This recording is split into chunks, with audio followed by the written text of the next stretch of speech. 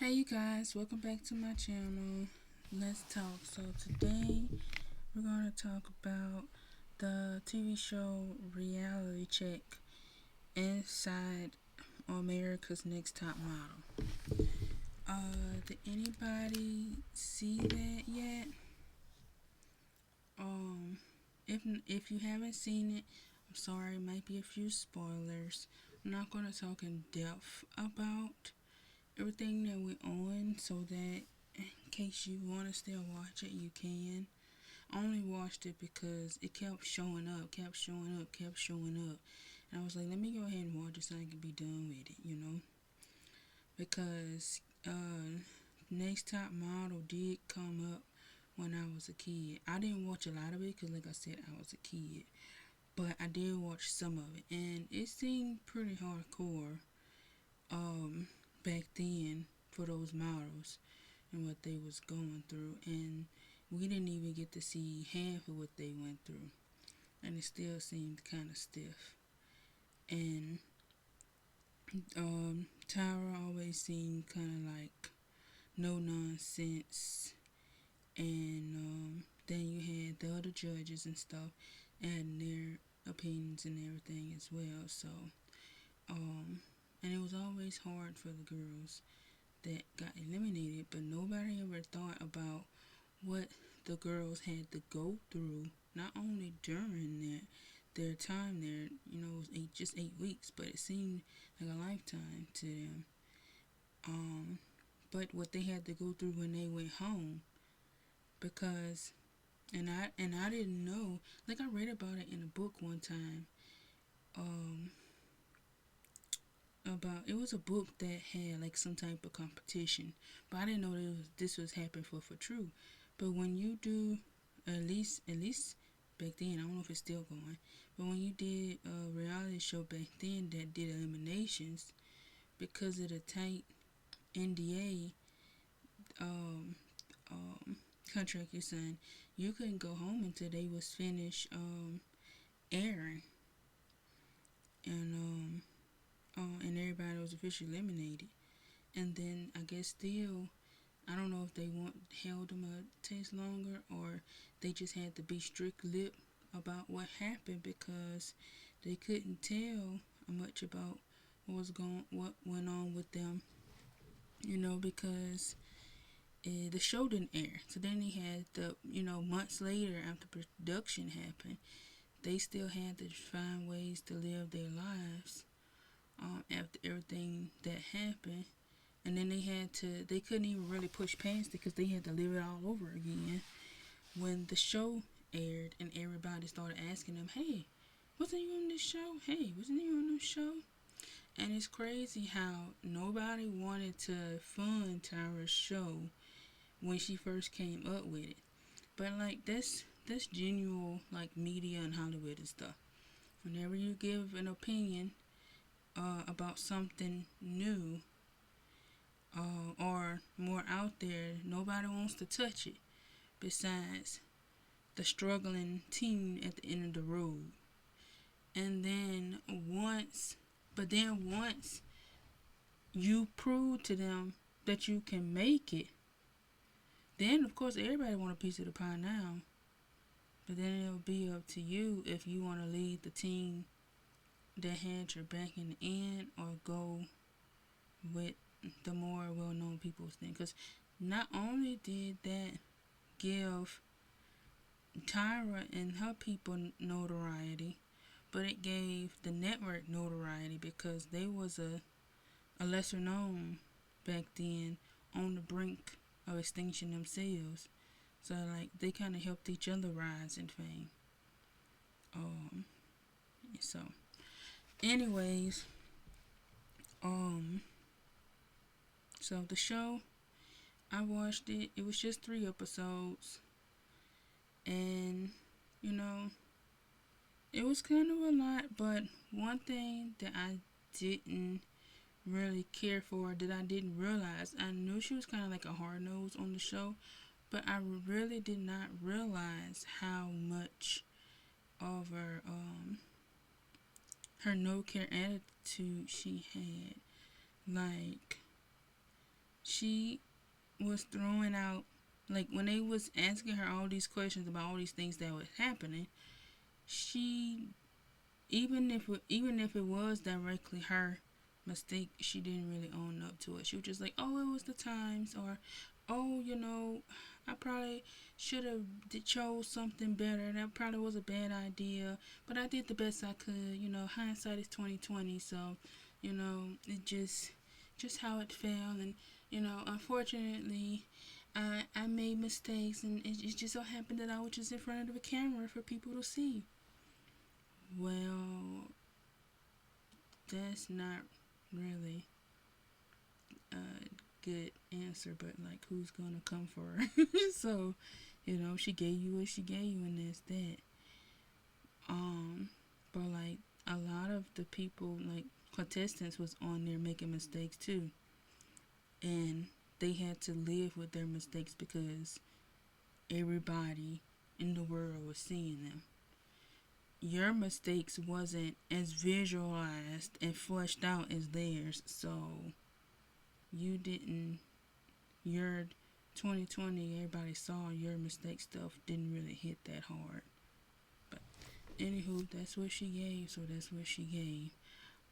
But I've kind of found like her responses to be kind of like ingenuine, because even for like what she wouldn't take, like a part take, what she wouldn't like say, take control of, or accountability for, she would put on other people. Oh, that wasn't my decision.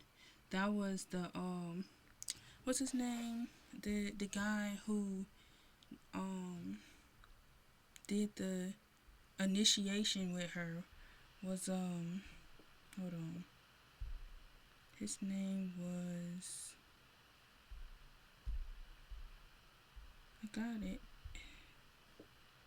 Ken Mock.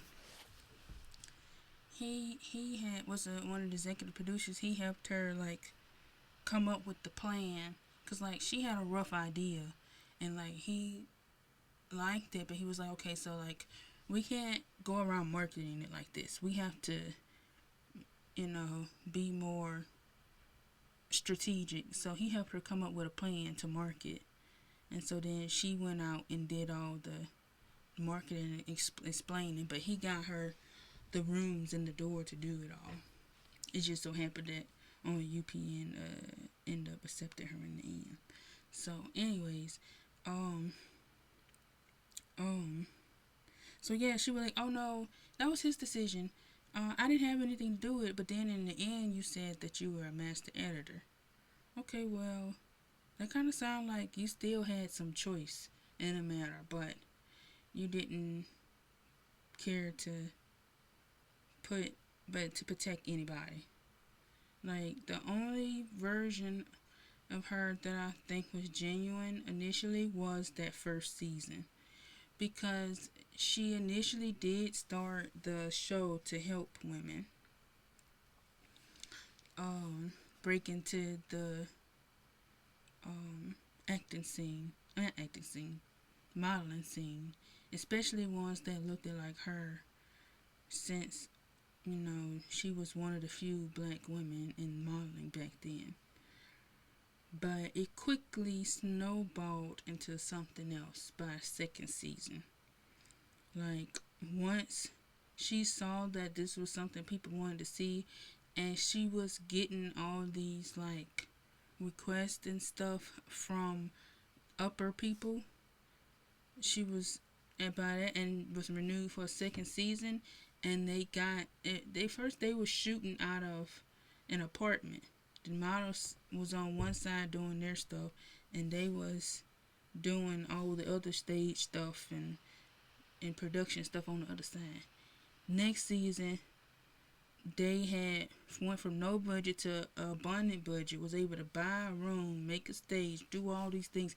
They elevated so much that it kind of like, I think, went to her head like super quickly. But so anyway, because she was like, excited, which, of course you should be. Your show is taking off. But like, she kind of like forgot about the models, and it became, let's do what we need to do to make sure the second show is a success. Um, type of thing. And so some of the models got messed over that shouldn't have. But the most worst one that I felt the worst about was during the second season was Shandi. Yeah, because to me that was like totally uncalled for. Like, and for that time period for it to happen back when like they didn't show a lot of stuff like that, which is probably why they wanted to show it, because they always was trying to like be cutting edge and be ahead of the team and blah blah blah. But like, this is a person with feelings and stuff. How would you have felt if that was your sister?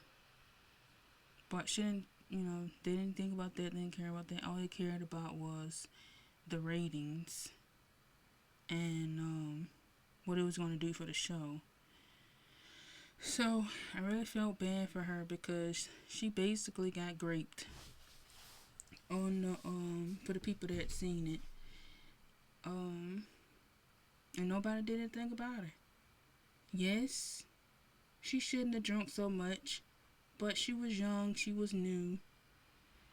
She was experiencing a new scene. She thought she was protected because she was initially in a room full of a lot of people. So nobody expects that to be the end result when you're in a room full of a lot of people to begin with. But nobody stopped it. None of the contestants that she probably thought she was close to one or two of them, the producers didn't stop it. Nobody came in and said, "Okay, this is enough, young man. We're gonna stop this. You can go home or whatever the case, or go hang out with those over there." Um, None of it. So, and then afterwards, she felt so horrible that it happened, and she wanted to call her boyfriend and tell him about it, which was it stand up for her too, because one, she didn't even fully process that this happened. She know it happened, but she didn't fully process the gravity of it. But she's still wanting to tell her boyfriend because she came there with a boyfriend and tell him it happened. And then of course he gets mad because he don't know the particulars. So he just thinking that she just lost her head and cheated on him when it didn't really go down like that. But nobody cared to save her. And then they turned the marketing team turned it into a whole, oh, she cheated type situation, when that's not what it was. Anybody with eyes and a kind soul saw what it was. That wasn't like being fooled by media or selfish themselves.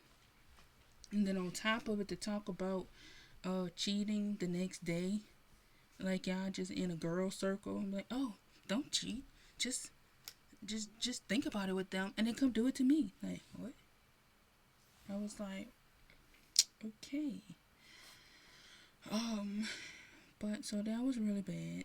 I felt really horrible for her and all of that. And then she had to go home to that because no, they didn't eliminate her initially because she was a good modeling prospect, but her heart was broken at that point. So of course she didn't want to continue. How? Because her mind wouldn't have been in it, and they would have just talked trash about her some more about not being in the zone while doing the rest of these things. So she left. Essentially, everything was recorded. Her call with the boyfriend and everything. She didn't get a moment's peace. And then when she left and people saw the show, then she had to deal with being called a slut, which is like such a double standard. Because The guy didn't get called a slut while he was over there sexually harassing her, assaulting her. He probably got high-fived and dudes was like, yeah, ooh, yeah, man, what's up with me, blah, blah, blah. Which is messed up. But she getting assaulted on TV and she getting um, called a slut by people. So, of course, that relationship didn't last because there's only so much that poor guy could take. Like, he was upset, but I don't know the rest of the conversations that they had, in private. But in the end, he decided to stick with her. But when the show came out and the way they spent it, they made her look like a slut and him look like an idiot for staying with her. And I don't know, he couldn't take it. I'm, I could understand it being hard for him to take it. Because he's like I said, he still don't know the full story. He just know whatever she told him, he know that part, and then he know what he sees, and then he know how people are responding to him. And he probably was getting some private comments too when he was alone from people that knew him, people at work, people everywhere he went, his old friends and all that. He can't fight everybody. In case he did want to try and protect her honor in that way. So that's a lot for a relationship to go through and survive on the other side. Just like it's hard for like somebody to, it's hard for like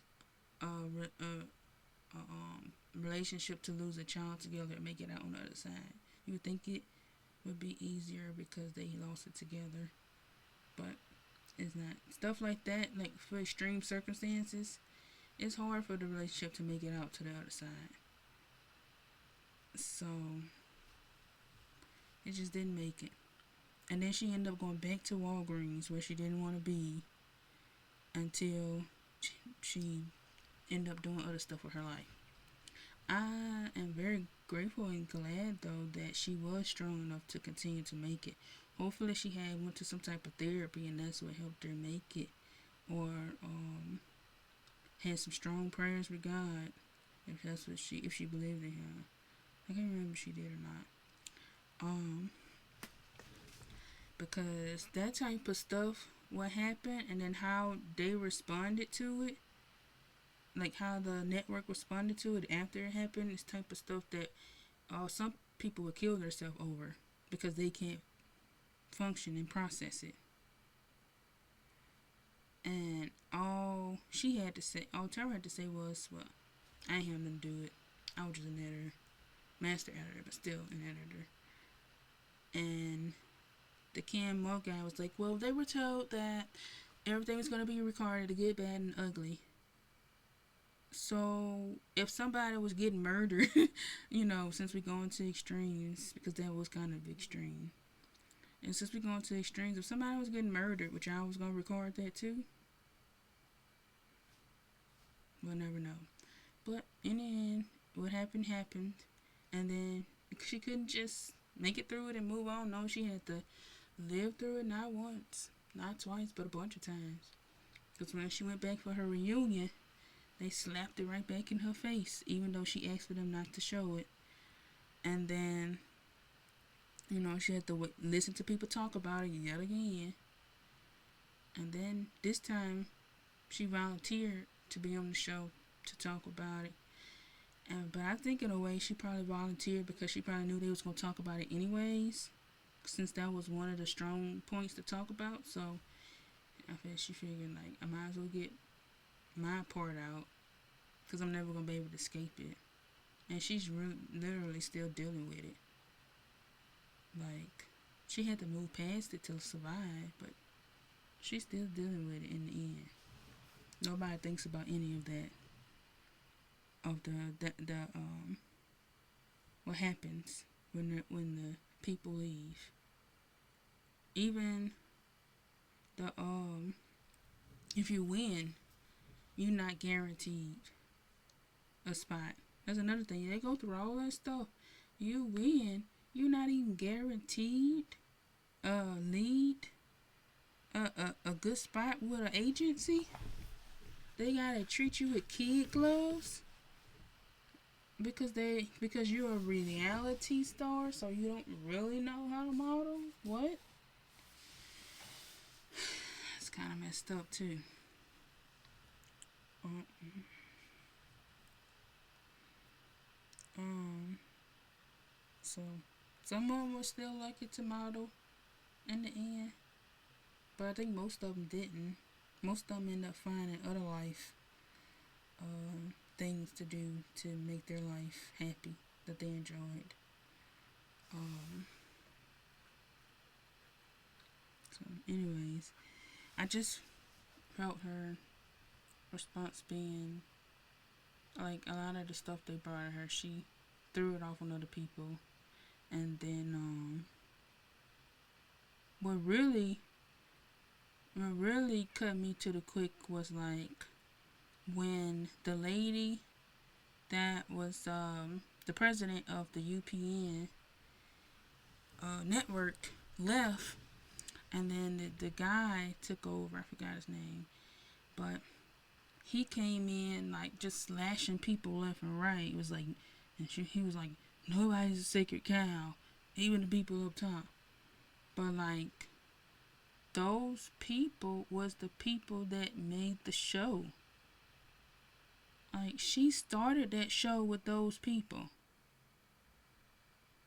Like, well, I mean, she didn't start it with Nigel. She just started it with Miss J and J Emanuel. But Nigel got brought in a few cycles later. So it was almost like he helped start the show because it was only a few cycles that they started without him, and then he joined the team.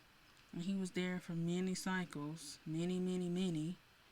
He was taking care of his family off of this job because it was still consistently going strong, even though it was starting to have a slight decline, but it wasn't like a massive. It was just a slight.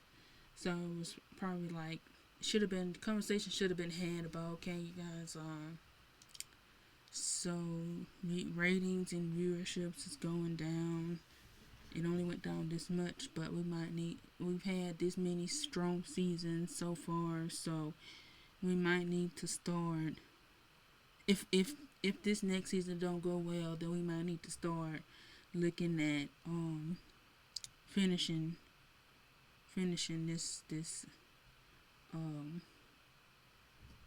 thing up, for lack of better words. But that wasn't had. And what was told to her was to get rid of her crew.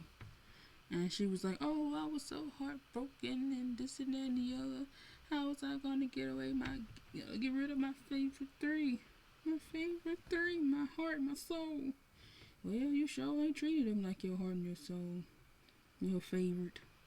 You sent Miss J flowers because it was his birthday. Luckily, I'm glad you didn't do it on his birthday because that would have just been diabolical. But anywho, you sent him some flowers. You told the other two about it coming, but y'all was gonna do a press release. The next thing you know, it leaked. Really? Those supposed to be your favoriteest people. You already was upset with J. Emanuel initially. I don't know if y'all ever had got over that initial hump when he tried to leave all those other seasons ago, and you treated him like a leper when you forced him to come back, except for when he was on camera. I'm assuming y'all got into a better working relationship offline after that, but who knows. They didn't really go into that, but that's just kind of a little messed up. But hey, it is what it is, I guess. Um, but I would have thought that with y'all, you supposed to being so close to him, and you would have took him out to eat or something, or took him somewhere nice and broke it to him slowly and eat slowly or easily, and then you could have told him, hey, they, y'all, you could have said either tried to fight for them to have one more season so that they can have a chance to get their mind together that they gotta go and start sending out their resumes other places, or tell them, hey, after having a heartfelt talk with them when you took them out, that um y'all have we have the company decided to let y'all go, and they wanted me to tell you about it because I've been working closer with you up on it. I really hate that, blah, blah, blah. I tried to fight for y'all, blah, blah, blah, but this is the decision of blah, blah, blah. He said no secret camels. So, I'm really sorry, you guys, but I'll be there for you, till the end. Y'all need anything, let me know, blah, blah, blah. You could have told them however you want, whatever you want to tell them, however you need to tell them, but just letting them know that you're sorry that they having to be let go, but you're there for them. Because this is out your hands, but you'll be there for them, and you'll help them with whatever. But she ain't say none of that as far as I knew. As far as I knew, anyways. She just told them that they was gonna be let go, and then next thing, but they was gonna do a press conference so everybody can make nice. And then all of a sudden, it was leaked, and it was supposedly an ugly affair. So, and that was that. They were let go, cut like yesterday's waste.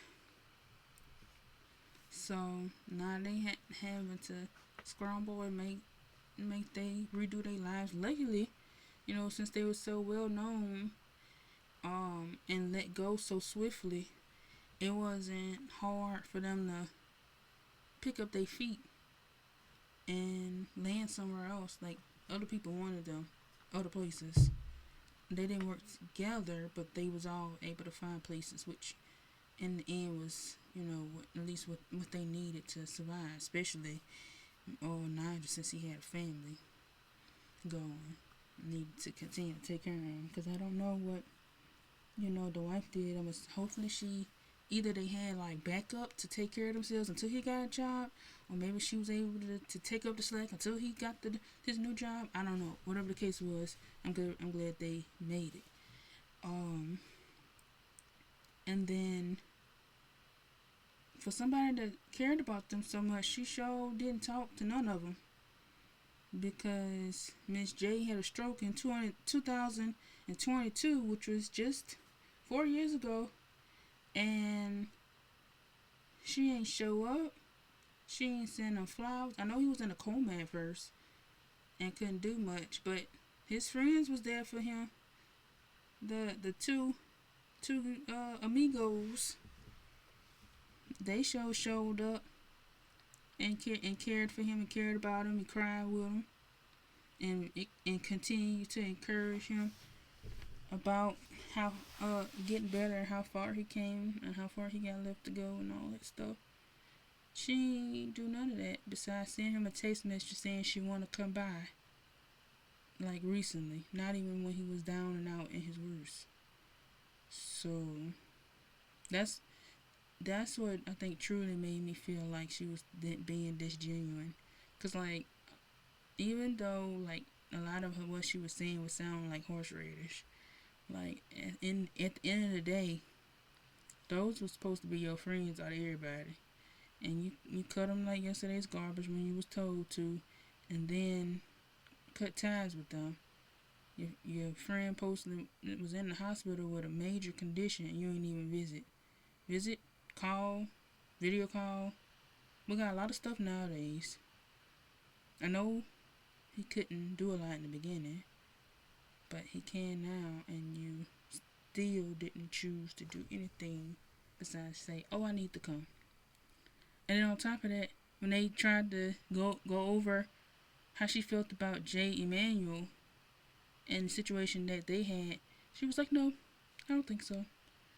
I think I should talk to him." Yeah, you should, but I don't think you are, because it's been many years. If you were going to talk to him, you would have done it already, and that's fine and all. But yeah, that was a little crazy too. At the end of the day, she's free to do what she want to do, and that's what she's been doing, whether we like it or not. But I just feel like part of the Netflix show, she was just trying to show like she acted like she was trying to clear the air, but actually no air was cleared because she didn't really own up to anything, and that's it. Only thing she looking forward to is possibly doing a reboot. I'm assuming she gonna do it in Australia, since that's where she is living at the moment. But I don't know. But I would just say, models beware. Know what you're getting yourself into. Watch your surroundings, because if she does do another video, do another round, and it gets popular again, she don't have your back. This is for her. This is for her, and for her to continue to be relevant, not being rude, but like it's just like that's what's gonna make her be relevant again, because she kind of like faded out since the show had ended, because they got rid of the three. After they got rid of the three, nobody really cared anymore. They had done so much damage over the years that once they got rid of the three, the show pretty much went from a slow decline to a nosedive, and then died quickly after that. Didn't last much longer at all, because then after it failed with the three being gone, they wanted to get rid of her. Now, after everything she done did, but that's what the corporations do. They make you turn yourself into a shark to make your baby survive. And she willingly and quickly turned herself into a shark too, to make herself survive, because at the end of the day, she was gonna make it. She made it as a model, and she was gonna make it as a TV host, if you want to call it that. So, you know, she did whatever she had to do to stay relevant in the game until the man came in and turned things upside down. It was on the decline anyways, but he kind of like gave it a swift kick when he got rid of the three, and she didn't fight for him, and then he got rid of her when it still wasn't doing well. And once you get rid of the person that started it all, because like even though the Kevin Monk guy helped her get in the door, it was her idea. She came to him with that idea, and he thought it was good. And that's when they, got brought in the Jays, and he helped her come up with a plan, and she started marketing. Once you get rid of the initiator, this is not no brick and mortar business like retail store or online business where the CEOs are not really known and can be changed, like how Jeff pretty much sold Amazon to the other people, and is okay with it because he made his mark. He got his millions and billions now. He don't need to work anymore. Y'all want it? That's fine. I'll be able to survive off of my millions and billions. And Amazon got to a point where it's not going anywhere. The CEOs at the brick and mortar buildings can change left and right. The CEOs in hospitals can change left and right. Not going nowhere.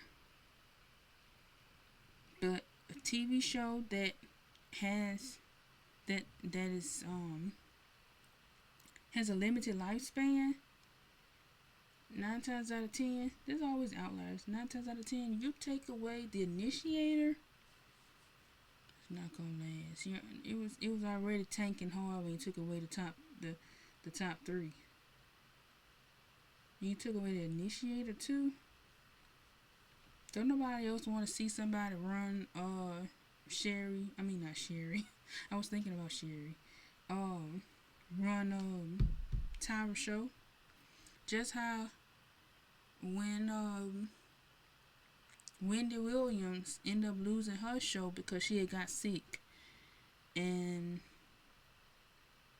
wasn't able to do it anymore, so they ended up putting Sherry in as a stand-in to run it. And then eventually, I think a few years later, when it became 100% noticed that Wendy wasn't coming back, it ended up being Sherry's show. Well, that only lasted for a few years because she started under Wendy's wing. She did better though than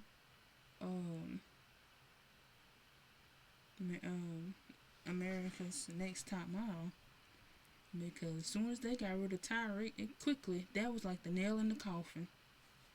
Once you got rid of her, it was like sayonara, we done. That was it. I want to say Okanaka, but I don't know if that's goodbye or not. But they just popped up in my head to say. But anyways,